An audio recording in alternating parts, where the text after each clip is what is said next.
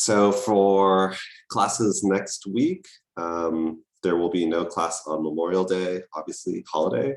And then, as I mentioned in a previous lecture, for the last class, we'll have this kind of optional EV showcase type thing at West Village.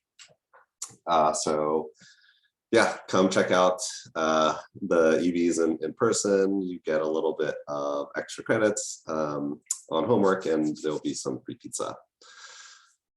And actually, because that's going to be kind of our last class today, is going to be our last lecture. So I wanted to ask everyone to please fill out course evaluations if you can. Yeah, this is a totally new class, as you guys know. So any feedback would be very helpful to improve this for future students. Yeah, and I don't get to control the questions on the course evaluation, but there are a couple things that I'm wanted to ask. So if you guys do fill out the course evaluation, yeah, feel free to answer any of these questions as well.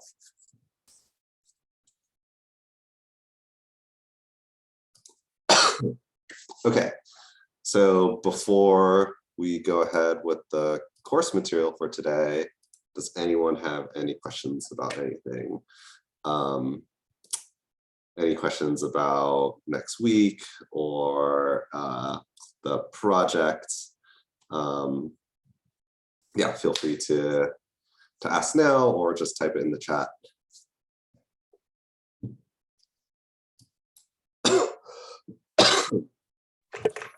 I had a quick question regarding on the format. So because we're using like outside sources, I was wondering if it were whatever for like citing purposes. Yeah, so I guess I didn't really go through any sort of standard way of citing. Yeah, so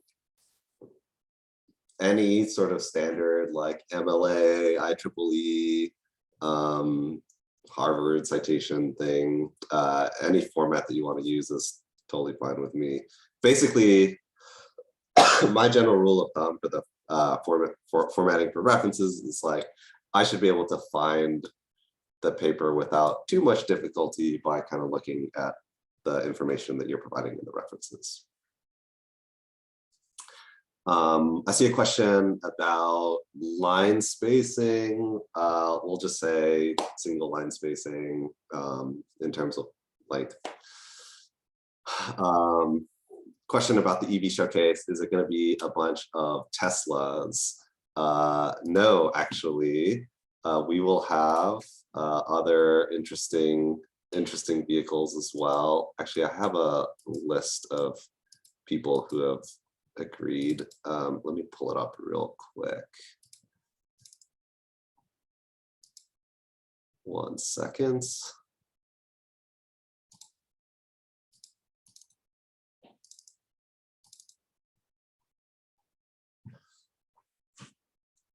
Yeah, so we've got a Honda Clarity plug-in hybrid, 2 Nissan Leafs. We do have 1 Tesla Model 3. There's going to be a Volkswagen ID4, hot commodity. You can't really get those anymore, or right now. There's an interesting thing happening with the ID4. They actually had to halt production because one of the wiring harnesses that they use for that vehicle is actually produced in Ukraine, unfortunately. And so that's like completely halted production of that one vehicle. There will be a Model X. There's going to be a Mustang Mach-E, a Chevy Volt, and then a RAV4 plug-in hybrid. And there might be a couple other ones. I'm still trying to snag some people to come. But that's what we have so far. So like 9 or 10 cars, 2 Teslas in there, but everything else will be different.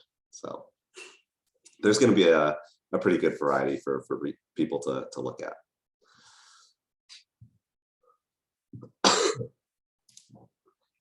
All right, so I guess our last lecture today is going to be about incentives and the efficacy of subsidies. And yeah, actually, to some degree, this might be maybe the most relevant for you guys. I know there's a lot of seniors in this class, so you guys will graduate, you're going to get jobs, and then maybe you're going to want to buy a car at some point. And so this is probably going to be pertinent for you if you're considering buying an electric vehicle in the future. Okay, and so we're going to think about firstly what incentives you're going to get for buying an EV. Oh, sorry. Okay, real quick. I see another question pop up in chat. Are we allowed to show images such as graphs in a report? Yeah, definitely, as long as they're cited. That's totally fine. Okay, so we've kind of like hinted around this topic or skirted around this topic a bunch throughout the class. We know that, okay, you get some money back for buying an electric vehicle. There are some like incentive programs and that sort of thing. But actually, there's a lot of details and kind of more nuance to this than a lot of people kind of expect when they first start maybe investigating into buying an electric vehicle. So we're going to talk about how this actually works. And we will talk about things like incentive efficacy. This is actually a huge area of study. So we'll cover that at the end today. And we'll also talk about there are other sets of incentives that aren't just monetary. We usually refer to these as non-monetary or indirect incentives. And there is a fair bit of stuff out there as well. But the first sort of area of focus is going to be on monetary incentives. So the biggest one, at least in the US, actually comes from the IRS. Through the Internal Revenue Code, Section 30D. This is the sort of official term for this incentive. And this is a credit of $7,500. And it started even before the sort of first set of more widely available commercial models at the end of 2009. So remember, the Nissan Leaf and the Chevy Bolt were kind of the first ones on the scene. And those came in at the end of 2010, beginning of 2011. Although at this time, you could have claimed this if you bought a Tesla Roadster. But again, that's like a low volume, kind of high-end luxury car. So you technically don't get a full $7,500 if you just buy an EV. There's this calculation that goes on behind the scenes. So there's a baseline. So you'll always get, at the very minimum, $2,500 plus $417, as long as the battery size of the vehicle is at least 5 kilowatt hours. And then for every kilowatt hour in your battery capacity, you get, for each additional 1 kilowatt hour, you're getting an additional $417. So that ends up adding up to exactly $7,500. Oops, my slide isn't complete here. You get the full credit amount as long as the vehicle has at least 16 kilowatt hours. Okay, so once you get to that battery size, which is right around a 40-ish mile range, then you get the full $7,500.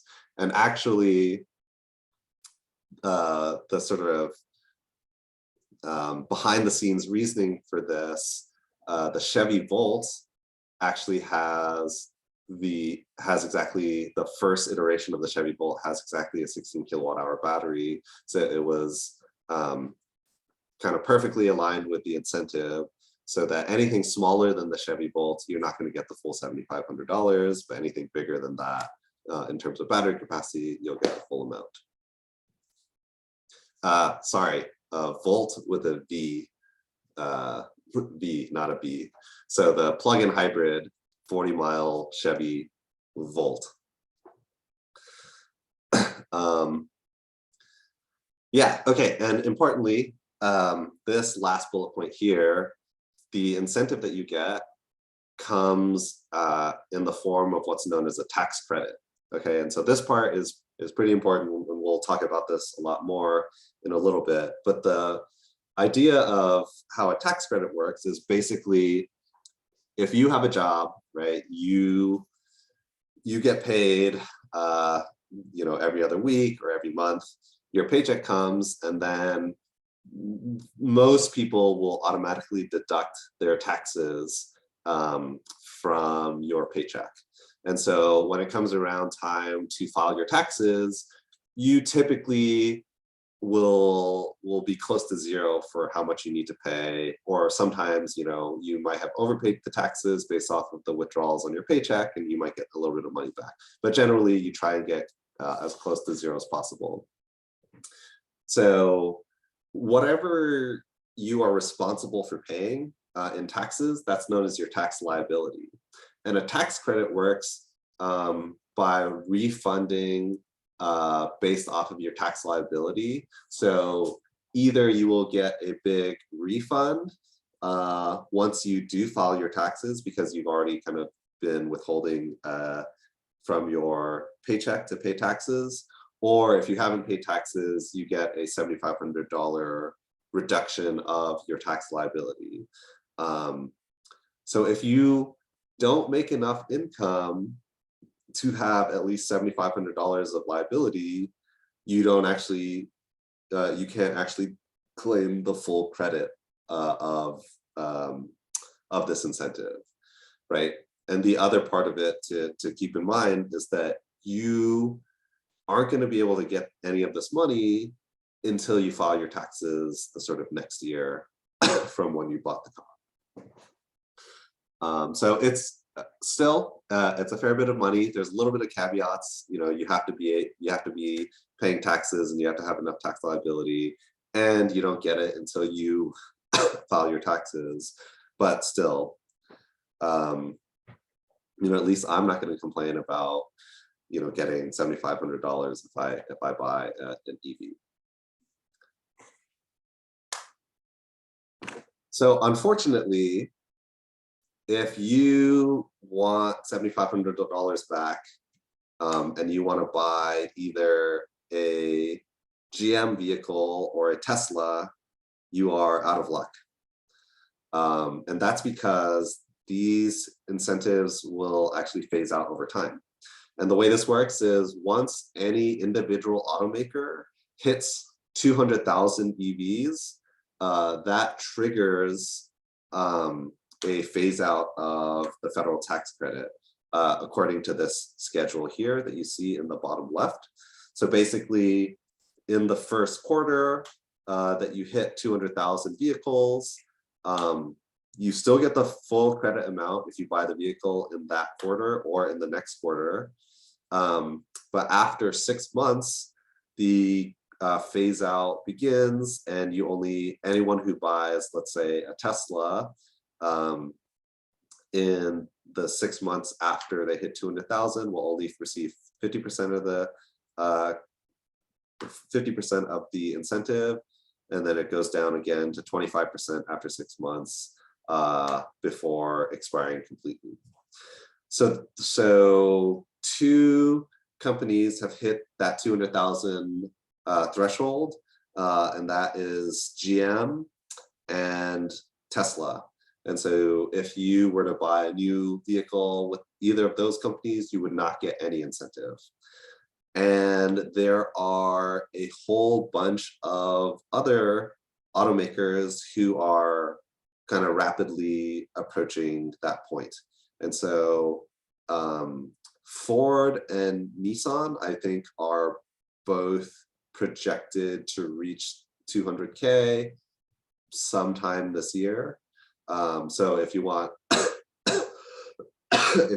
either of those vehicles, you'll need to think about buying one pretty soon. But these are kind of the general numbers for vehicles that have been sold already by those by those automakers. This chart is also, I will say, this chart is actually pretty outdated. This was done in 2017. There haven't been great trackers for this, but a lot of other automakers will probably be approaching this limit within the next couple of years.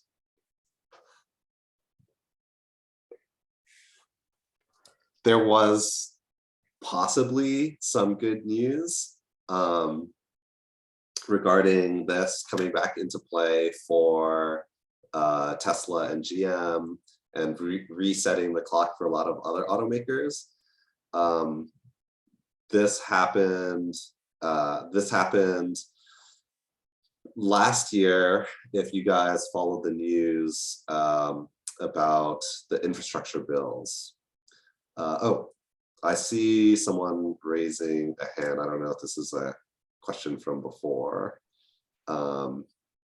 Yeah, I had a question regarding the incentives. So when I'm listening to you explaining it, to me, it sounds like it's more of an incentive for the car manufacturers, because it's like boosting their sales, because consumers will think that they're getting this tax credit back, but only for 200,000 vehicles. So like, if it was more for the consumer, why not just make it for the entirety of like all, like if you buy an electric vehicle, you get that tax credit back. So my question is, like, when this was established, who was it more for, I guess? Yeah, so actually the phase out of the incentives is an old tied over from the way that the incentives originally were structured for hybrid vehicles. Congress knew that the biggest players in that space was Honda and Toyota, and they wanted to limit giving incentives to foreign automakers. And that ended up translating back, because the structure of the incentives are the same for pure electric vehicles, but then ended up hurting, I guess, domestic manufacturers more. So that's kind of the historic part of why there's this 200,000. As far as do the incentives help the consumer, or do they help the automaker? And in this case, I do think that the benefit is going to the consumer. Part of it, basically, if you think about this from an economic standpoint, there's this question of whether or not the automaker is like capturing the incentive and they're just like raising the price of the vehicle, right? Because that's how the automaker would be able to capture it. But there's actually been a number of like different clever tester, or maybe test is the wrong way to describe it, but people have looked at this in a variety of ways to see who actually captures the value of the incentive. And usually most of it is going to the consumer at the end of the day. So why should we even phase them out, right? So at some point, like, should we still be providing the incentive? Like, at what point do you decide to stop giving incentives, right? Should we be offering the incentives, for example, if everybody already owns an electric vehicle? It's essentially meant to help consumers build some confidence in purchasing the technology by making it cheaper. And the ultimate idea is that once automakers have reached a certain volume, that through economy of scale and learning by doing, that those costs will come down enough that like you don't really need the incentives to be competitive with other vehicle technologies. So yeah, it's a good question. But there are a lot of sort of nuanced factors about like why you might want to consider phasing out incentives, which isn't to say 200,000 is like the correct time to do it. I don't know what the answer to that is, but someone decided that at that point it should be phased out. Do you know if their like Tesla and GM's sales were boosted by when the incentive happened? Yeah, we'll talk about that. Yeah. Okay. So that's actually a huge area of study. There's like dozens and dozens of papers that show, hey, if you do have the incentives, sales actually go up. So we'll show that in a bit.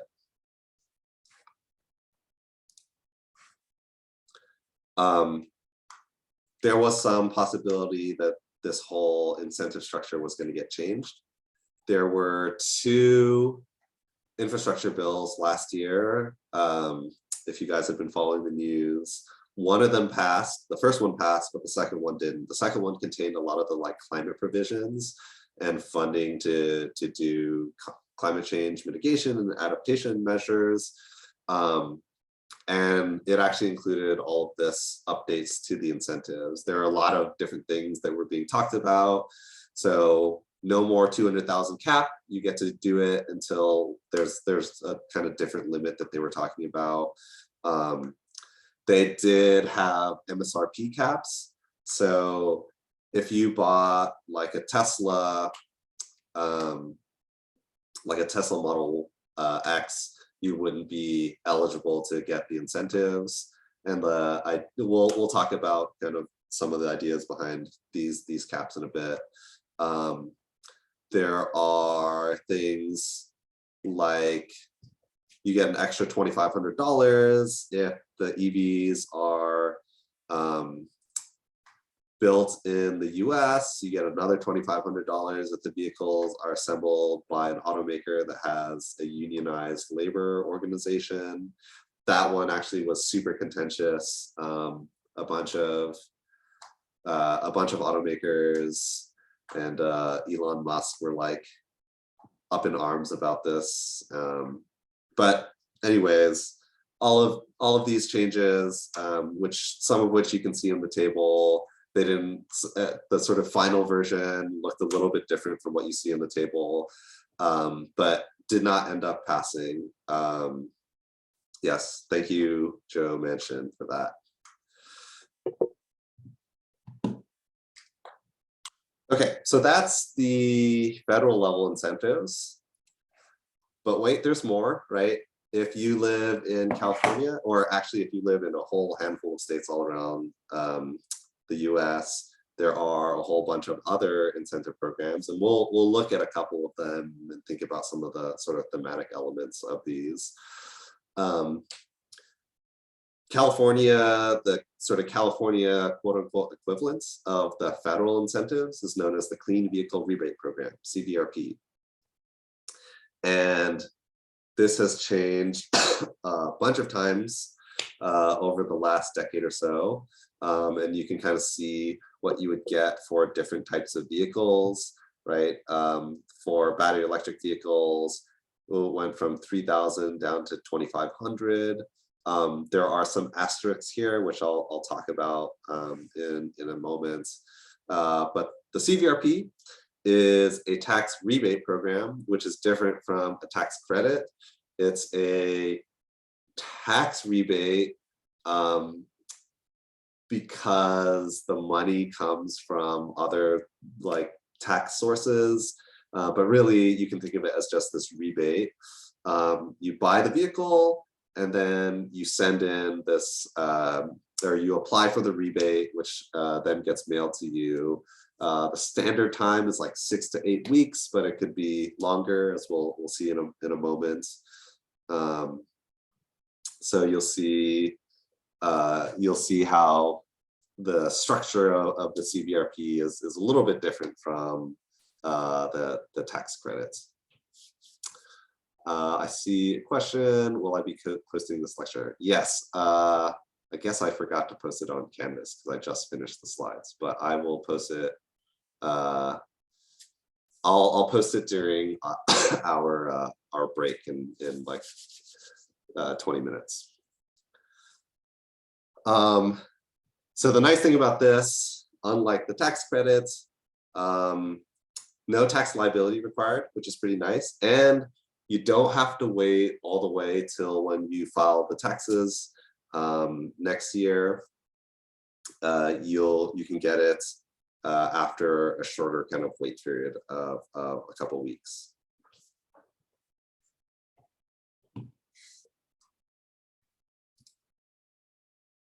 So as I kind of talk about this incentive and some of the other incentives, one of the things that I want to kind of point us to is back to this idea that we've been talking about, whether or not incentives are really necessary. So an efficient program, right, if I'm thinking kind of like, if I put on my economist hat, you want the incentives essentially to affect sales. By having incentives, you're getting people who otherwise would not have bought an electric vehicle to purchase the EV. Otherwise, you're kind of just giving the money away to people who would have bought the car anyways. So when that happens, we're saying that the incentive policy is going to be kind of less efficient, right? Because you're spending taxpayer money that didn't need to be spent anyways. Yeah, so if in the instances where that happens, you're providing, we'll say, this like unnecessary windfall, right? And this money is coming from hard-earned tax dollars, and so you're giving it away to people who arguably might not really need it. And one of the most compelling things about whether or not the incentive is working is this. So we can see the sales of all these different vehicles from different automakers. So Tesla, remember, the federal incentives phased out at the beginning of 2018. And look at the pink bars here, which represent the Tesla sales. They are perfectly successful and dominantly successful compared to, right, everybody else. They are selling 3/4 of all electric vehicles, and everyone who's buying those cars right now are not receiving any incentives, which is a really strong indication, right, that at least for people who are buying Teslas, that they don't need those incentives. And so there is some argument to be had that we're already at a place where incentives might not be necessary, arguably.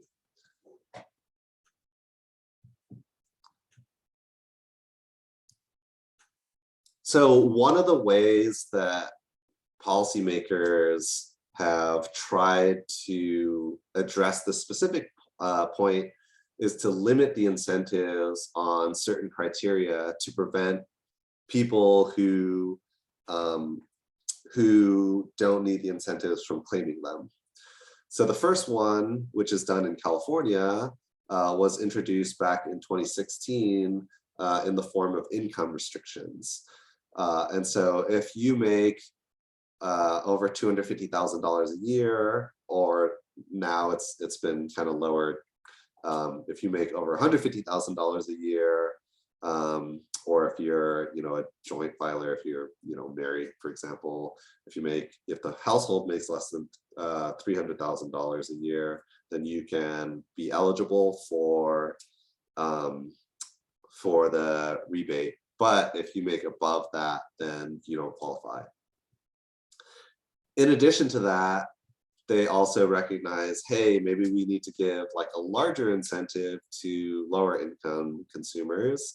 And so if you are under some kind of threshold, so I think for these, it's under 300% of the federal poverty level, then not only are you eligible, but you also make an extra $2,000 when you buy an EV.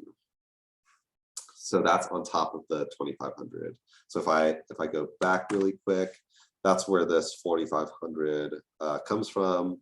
It's for lower income consumers who are eligible for this extra amount of money.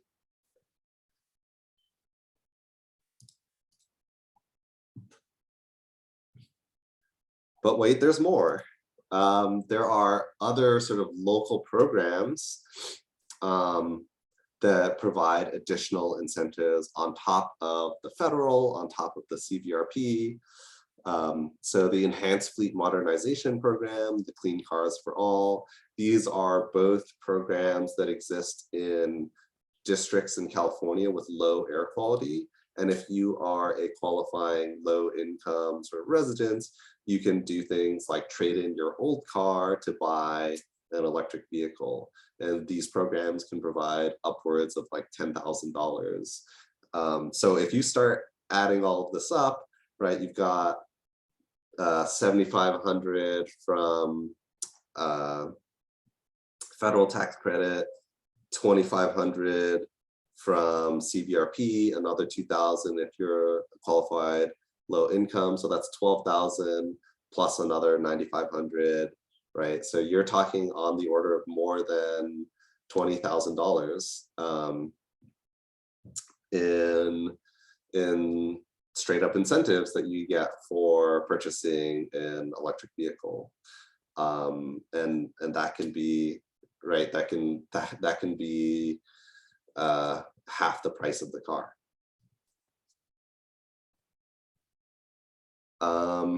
Oh, so I see a question. How were the incomes decided for the incentives? Yeah, I don't know exactly who came up with these numbers.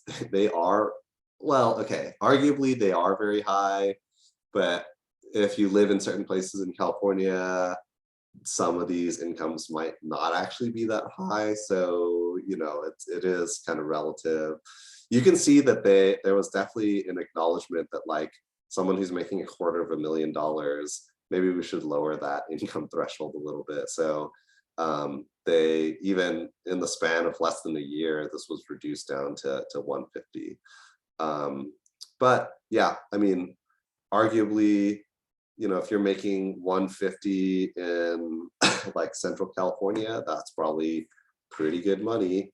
But if you're making 150 in San Francisco, you're not like living in poverty or anything, but it's probably not, it's not like you're living in the lap of luxury either. So these things are always going to be a little bit subjective in one way or the other. Yeah, oh, and the last thing I'll mention for this, well, these programs are kind of related to air quality benefits within these air basins. And so the funding for these programs actually comes from the Volkswagen settlement fund after they got sued for, you know, all of their for their gaming of the efficiency system that we had talked about in an earlier class.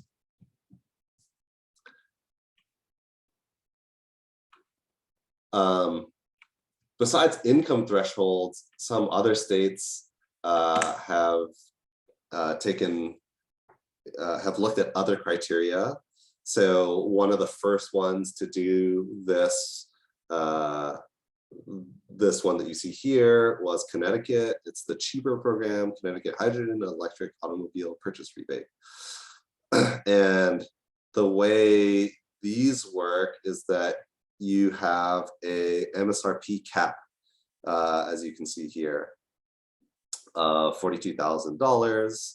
And again, this is like, the idea is like, oh, if you can afford to buy $100,000 car, then you don't need the incentive. It's trying to, again, it's trying to do a similar type of thing as what the income threshold is, but looking at the MSRP of the vehicle instead. I would actually argue, this is my opinion, but I would argue that the MSRP cap for this program, to me, seems a little bit low. There are a whole slew of like crossover vehicles that are in the like 40 to 50K range these days.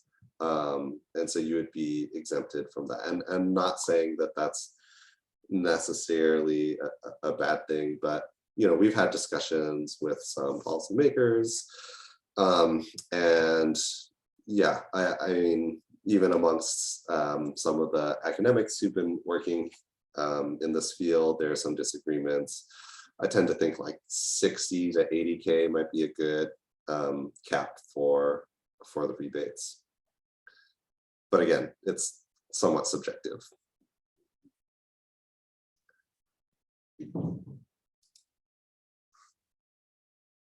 And then there is the California Clean Fuel Reward. Yeah, so hopefully you guys are getting a picture that there's like this very sort of wide array of incentives. Actually, it can be pretty hard to keep track of. So even me, this is kind of my job, doing research in this area, I'm always, every time I kind of look into this, I'm finding like more and more incentive programs. And I've definitely, this is like not a comprehensive list, but I'm trying to provide some of the biggest ones. So the California Clean Fuel Reward, this was established pretty recently. For anyone who buys an EV, you can get up to $750 from an eligible vehicle. Yeah, so why is it that we have all of these different programs? You know, okay, so maybe the EFMP and Clean Cars for All, those are like local level programs, so that's a little bit different, but state level, there's the CVRP and the Clean Fuel Reward. So one reason is that logistically, these come from different pots of money. CVRP comes from basically money through a variety of like air quality and environmental programs. It's administered by CARB. Clean Fuel Reward comes specifically from a program known as the Low Carbon Fuel Standards. I believe Dan talked about this during his lectures, right? But the Low Carbon Fuel Standards is essentially this policy that says, hey, if you are doing transportation on a clean fuel, you get some rewards basically, and that's paid for by those who are producing like regular gasoline fuels that are emitting at some level. So anyways, all of that money gets funneled into specific stakeholders that's meant to refund customers at the end of the day. So they have like a separate awards program, which is why you have so many different programs. But what I'll say, the kind of takeaway from this is the way that it works, the mechanism. The thing to keep in mind is that federal tax credit, right? Wait till next year, you get it. CVRP, you have to wait to apply and then they process it and it takes a couple of weeks to get. So better than the tax credit probably. But the Clean Fuel Reward, you get it right as you buy the car.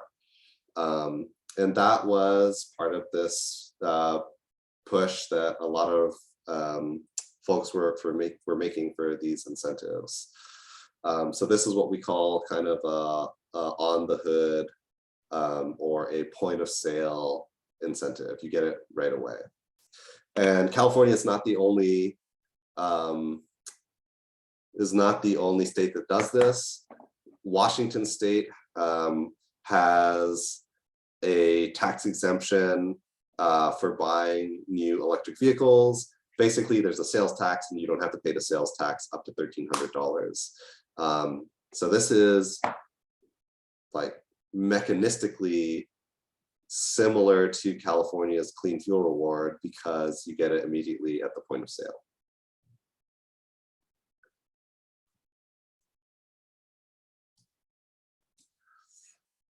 Okay. So I mentioned a little bit about the low carbon fuel standards through the program because electric vehicles are driving around with a cleaner fuel than the default gasoline. Some entities make a bunch of money off of LCFS. And a lot of it these days is going to utilities.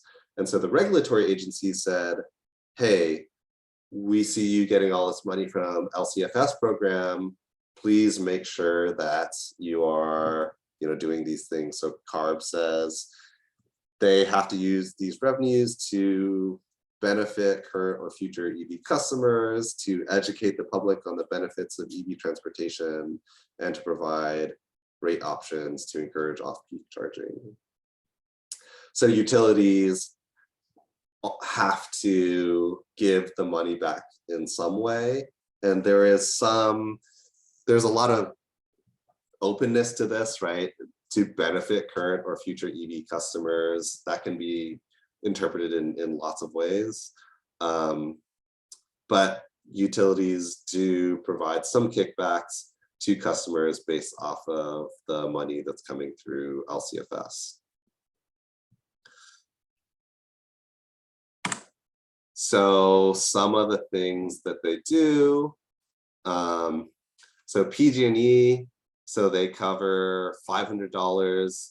So you can get $500 to install a level 2 charger at home, and up to $2,000 if you need to upgrade your panel.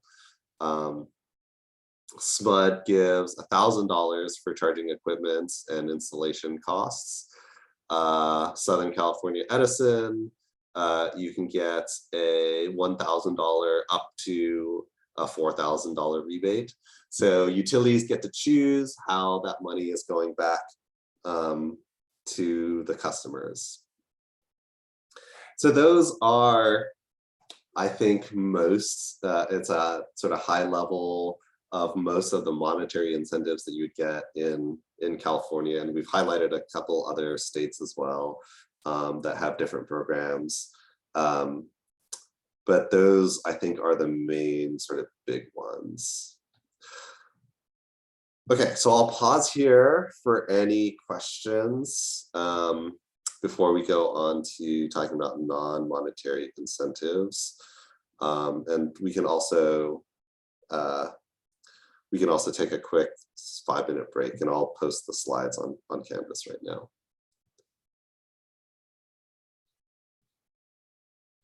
So we'll be back in 5 minutes. Oh, yes, I see a question. Can you explain tax liability? Yeah, so tax liability just means how much you owe the government in taxes. So let's say you pay a 20% rate and you make $100,000. Your tax liability would be $20,000.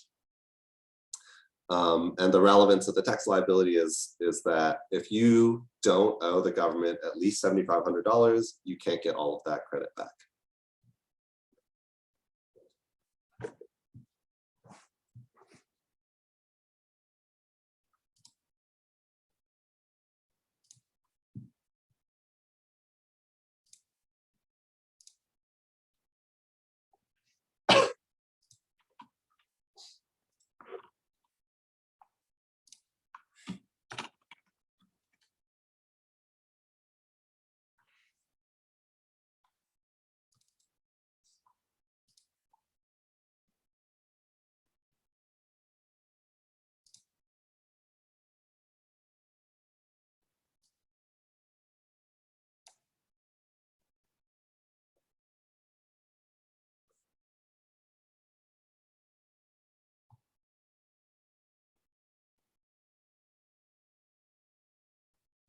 Okay, the lecture slides have just been posted, so you should be able to find them in the files where they usually are at lecture 18.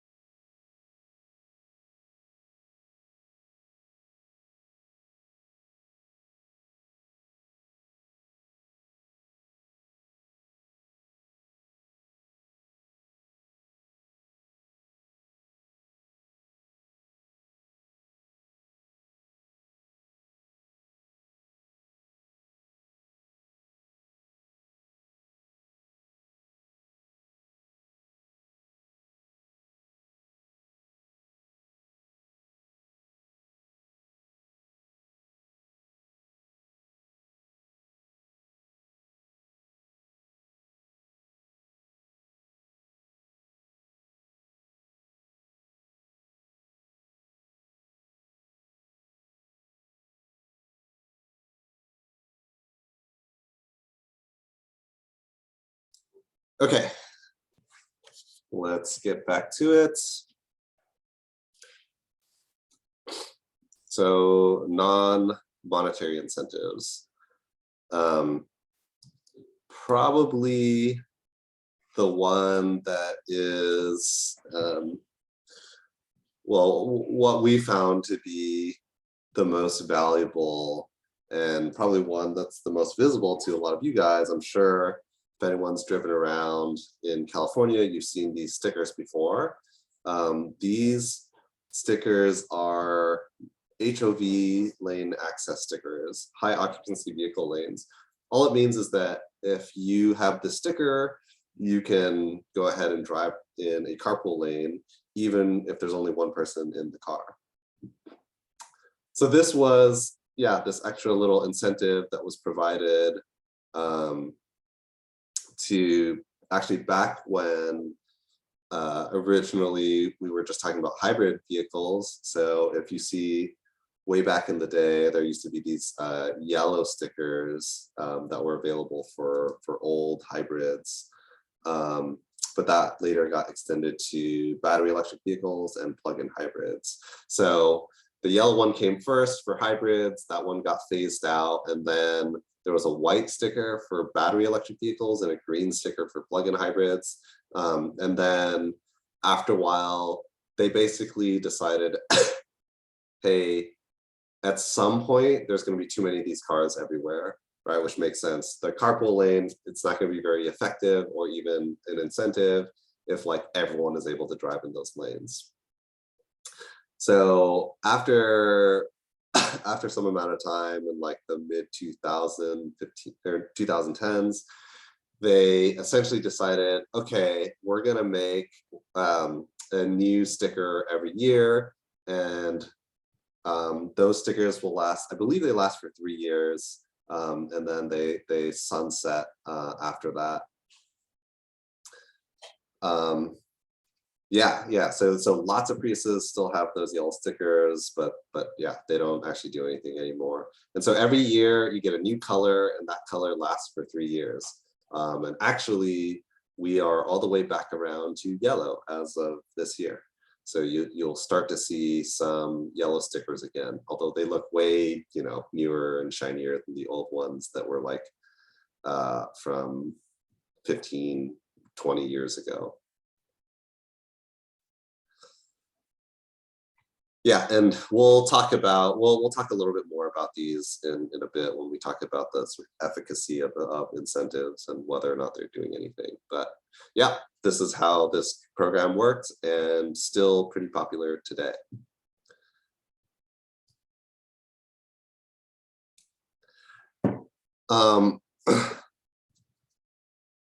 There are a couple nice charging benefits if you buy a new EV. I don't know if these are necessarily things that would cause people to buy EVs. A lot of them aren't actually even aware of them until after you purchase them. But essentially, you can get free charging on a specific network provider. So like Audi, Lucid, Porsche, you get 3 years of charging on Electrify America. Other times you can get some amount of credit, so $500 of free charging on EVgo or on ChargePoint. Nissan gives $250 of free charging at EVgo. And then there's a couple other ones that give a volumetric amount of free charging. So 250 kilowatt hours of free charging at Electrify America. This one is pretty bad. This is awful. I don't even know why they would bother doing this. You get like a couple free chargers essentially. Yeah, depending on how much you charge your battery. But yeah, so Ford, Hyundai, Volvo, 250 kilowatt hours, probably not the biggest incentive, but most of these other ones are yeah, somewhat decent.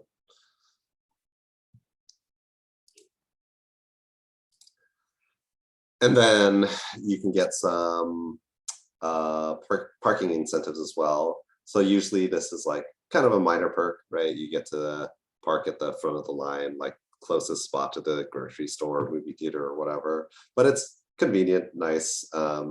It's a nice little perk to have. this is again one of these benefits that usually aren't the types of things that are influencing the purchase behavior. It's just this extra benefit that you're getting.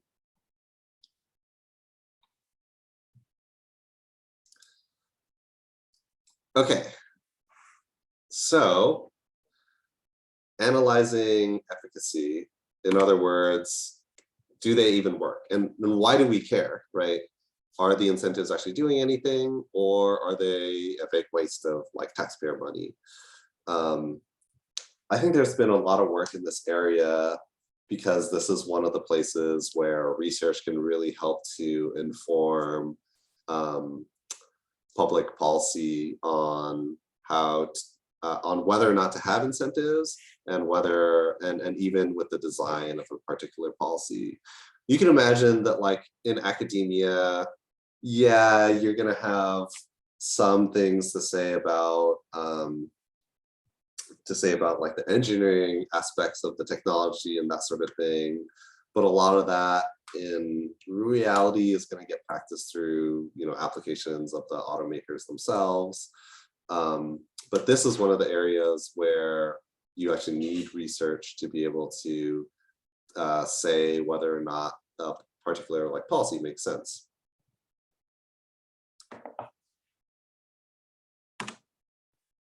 Okay, so one of the concepts that I've been kind of talking about today is this difference between the tax credit, tax rebate, the on the hood incentive, right? These are not all sort of equal. So you ask yourself, like, if you could get $1,000, would you rather get it next year when you file your taxes?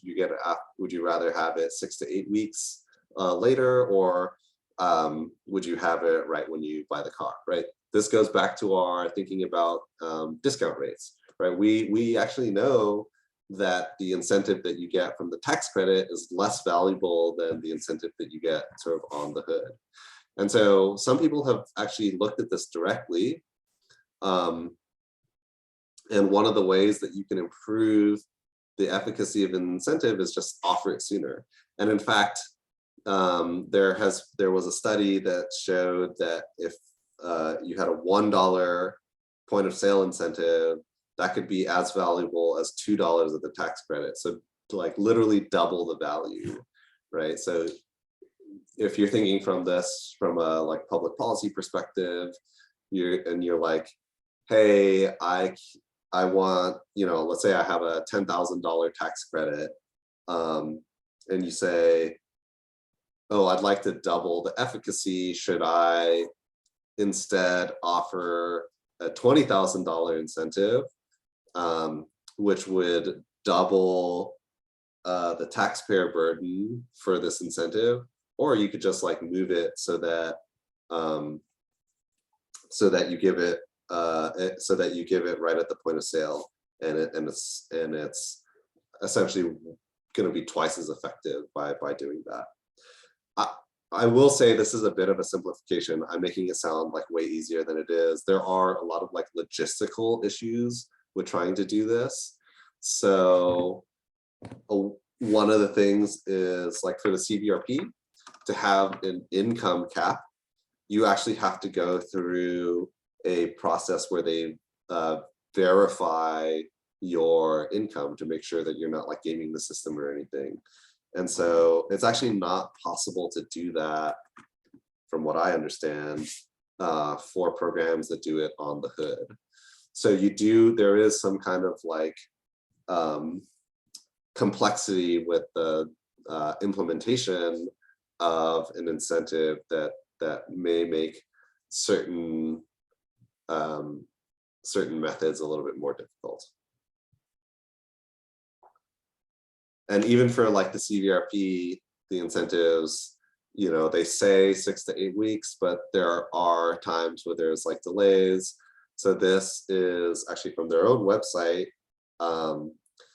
What ends up happening is like, if they don't anticipate that X people wanted to buy electric cars, then there's a shortfall in funding. They have to go back to CARB, work through the budget, get allocated new funds, and that can take time.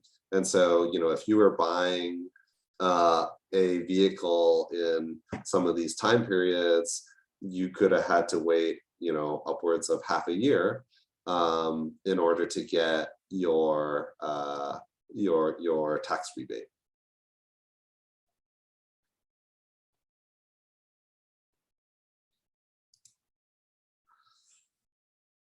Okay, what incentives do people care about? So this was a large scale study that we had actually conducted where we basically asked a bunch of people who had bought electric vehicles and who had claimed a bunch of different incentives about which ones that they thought were the most important in influencing their decision to buy an electric vehicle. So these are kind of rank 1 and rank 2 on the list. And the size of the dot corresponds to how many people answered that was the most important. So the biggest dot here is saying the first most important incentive was the federal tax credit, and the second most important was the state rebate. So you can see that there's dots all along here for the federal tax credit. But interestingly enough, one of the other big dots that you can see is HOV access here. And so HOV lane access was also important for a lot of people.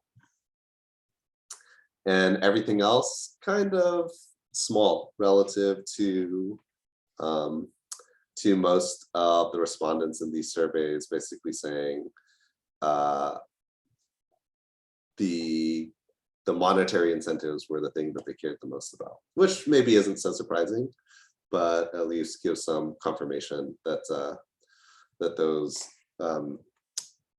were the biggest benefits that people were seeing. This question, going back to this discussion that we had earlier about when we should phase out the incentives. Again, this isn't a value judgment on that or anything, but it's not a straightforward decision.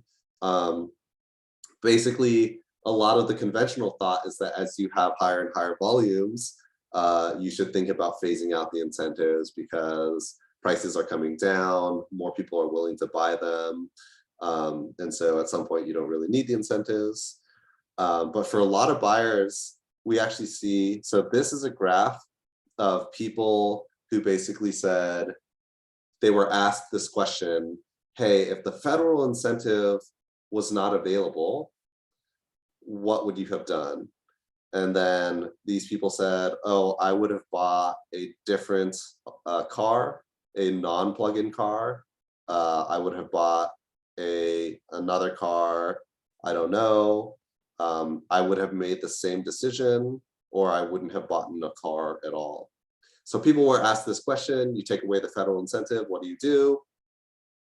And what you can see here is that people who said, I would have just still bought the electric car, that number is decreasing over time. It's going from about 75% down to 60%.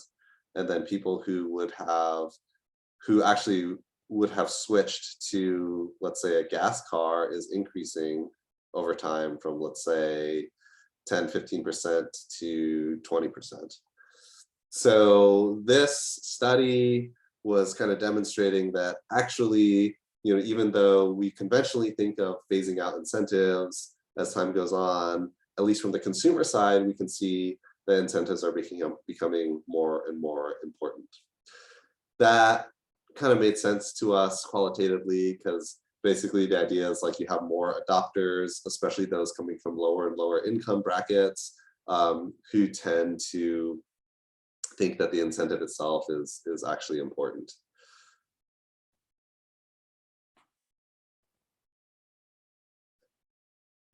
Jumping back to HOV Lane stickers, there were a bunch of kind of really interesting studies about this. One of the ones that I remember looking at when I was in grad school, one of the earliest ones, the way you can actually monetize the value of these HOV Lane stickers. And there's a couple different ways that you can do this.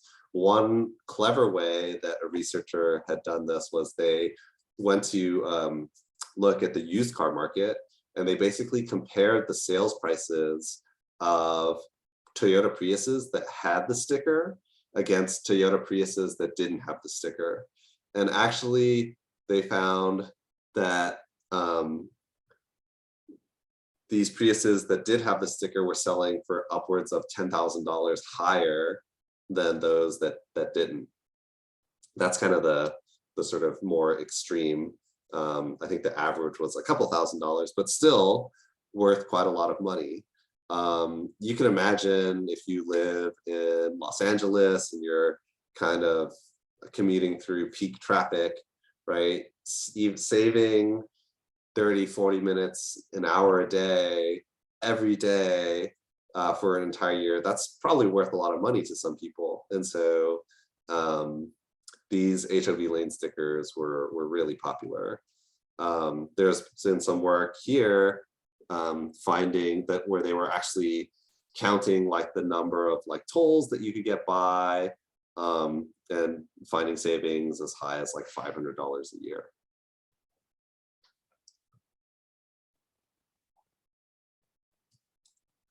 And actually the other sort of big one was in the earlier years for the Toyota Prius plug-in. We actually had mentioned this at some point in this class where people didn't even know that they could plug in the vehicle until we told them in the interviews and surveys. And they basically had decided to buy the vehicle expressly because of the HOV lane access. I think this is not like if you were to ask people today and a broader survey of the sort of larger population group that's getting into electric vehicles, these numbers would probably be a lot lower. The survey was done way back in like 2014. But you can see that it did play an important role in getting people to essentially buy this car.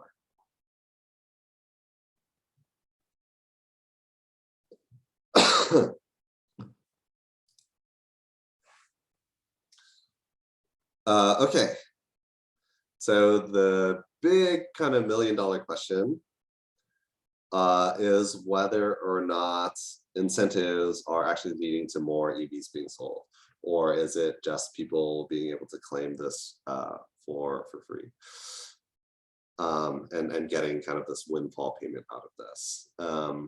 And so we're not going to go through all of these studies.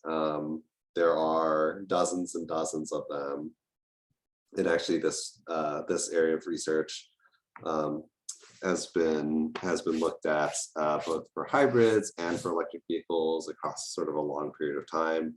There are these really nice review papers that have kind of combed through to see what studies have looked at these.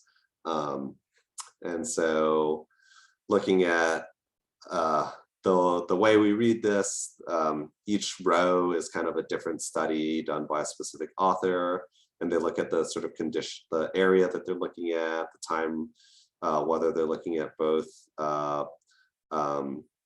BEVs or both plug-in hybrids and BEVs, the sort of analysis method, and then here, these incentives column basically are saying plus means that there is an effect, and then 0 means that there is an effect. There is not an effect. And so most of the studies that you're seeing here are showing kind of pluses. And in a different review paper, there's some overlap between these studies. Basically, there's a more qualitative conclusion about what the study is saying here in this table, and then a more sort of simple, hey, did this study find that the incentives were effective, yes or no? And you can see, okay, most of them are saying yes. The vast majority of these guys are saying yes. The way a lot of these studies are conducted are either through these like econometric regression approaches where you're doing this data analysis, looking at sales, looking at differences in sales in different regions, and comparing that to the differences in incentives between those regions or sort of across time. And you do this like quantitative analysis to figure out whether incentives are leading to like higher sales in certain places. And then the other way is through surveys, and you just ask people. And so both of them have, I would say, pretty consistently found incentives to be effective. Last one here, couple more. This is coming from the same review paper. Yeah, and so I'll include these papers as extra reading for anyone who's interested in this particular topic. Again, all the ones, at least on this page, say yes for incentives being effective.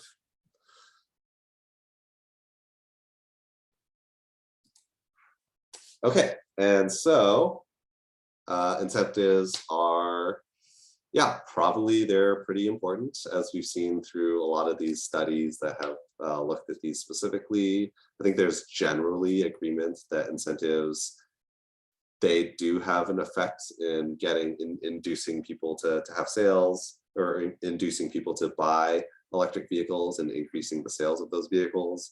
But there's still lots of like ongoing debate about whether we should still have them, when they need to get phased out, and that sort of thing. One thing that I'll kind of reiterate, it's really hard to kind of keep track of all the incentives, right? You've got federal level, you got state level, you have local level incentives. You have incentives that are also offered by the utilities or automakers and some other organizations as well. And even if you are to keep track of them in like a big spreadsheet like I used to do, those quickly become outdated as these incentives are like constantly changing over time. Yeah, and so, you know, whatever you're seeing from these slides will probably be outdated even by sort of the end of the year. And I'll also note that all the stuff that you've been seeing within these slides are not a total comprehensive list by any means of all the incentives, but hopefully give you some idea of the types of incentive structures and the differences and why those are important. Yeah, and so lastly, I'll just say, again, if you guys are thinking of buying an electric vehicle, now is a good time while these incentives are still around. Take advantage of them, because yeah, it adds up. It's quite a lot of money. So that is our last slide for today, and last slide of the class.